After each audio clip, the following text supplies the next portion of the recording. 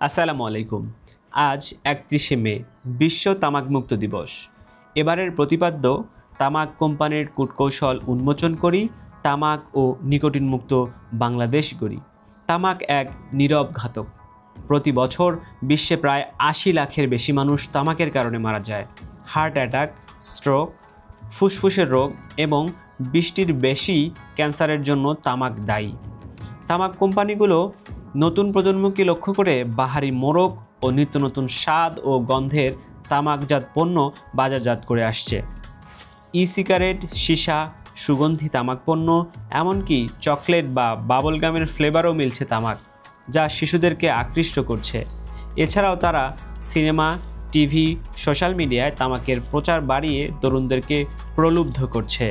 শিক্ষা প্রতিষ্ঠানের কাছেও তামাকজাত পণ্য সহজলভ্যভাবে বিক্রয় হচ্ছে। বাংলাদেশের প্রায় 4 কোটি প্রাপ্তবয়স্ক মানুষ তামাক ব্যবহার করেন, যার ফলে বছরে প্রায় 1,61,000-এর বেশি মানুষ মারা যান। তামাক ব্যবহারের অর্থনৈতিক ক্ষতি 30,560 কোটি টাকা। অন্তর্বর্তী সরকারের প্রধান উপদেষ্টা ডক্টর মোহাম্মদ ইউনূস তার বাণীতে বলেছেন, তরুণ প্রজন্মকে তামাকের ক্ষতিকর দিক সম্পর্কে সচেতন করতে হবে।